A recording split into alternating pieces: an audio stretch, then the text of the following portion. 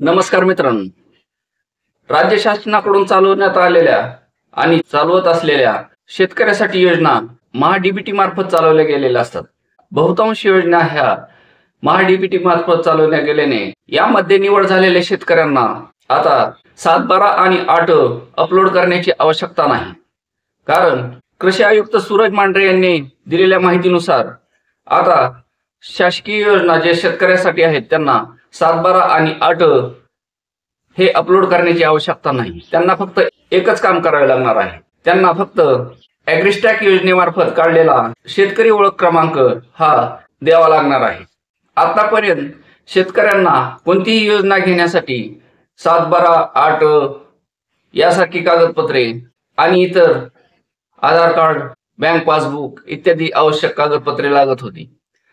पण आता ॲग्रिस्टॅक योजनेमार्फत काढलेले शेतकरी ओळख क्रमांक आणि बँक पासबुक, आधार कार्ड यासारखेच कागदपत्र लागणार आहेत।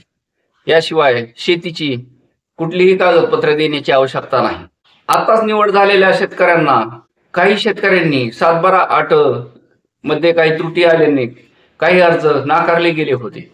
पण कृषी आयुक्ताच्या निर्देशानुसार ते अर्ज पुन्हा मंजूर करण्याचे आदेश देण्यात आलेले आहेत। त्यामुळे आता येथून पुढे शेतकऱ्यांना शेतकरी ओळख क्रमांक हाच त्यांची शेतीची ओळख असणार आहे। त्यामुळे शेतकऱ्यांना आता वारंवार 7/12, 8 हे नवीन काढून अपलोड करायची म्हणजे प्रत्येक 7/12, 8 ला 15-15 रुपये फीस द्यायची आवश्यकता नाही।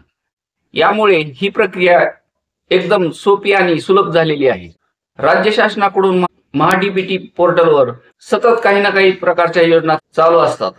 त्या योजनेचा लाभ घेताना शेतकऱ्यांना जो प्रथम येईल त्यास प्रथम प्राधान्य याप्रमाणे सध्या या पोर्टलवर योजना चालू आहेत। त्याबाबत सूरज मांढरे यांनी सांगितल्याप्रमाणे आता येथून पुढे फक्त शेतकरी ओळख क्रमांक हाच शेतकरी असल्याचा पुरावा ग्राह्य धरून यापुढे या सर्व योजनांचा लाभ देण्यात येणार आहे। धन्यवाद।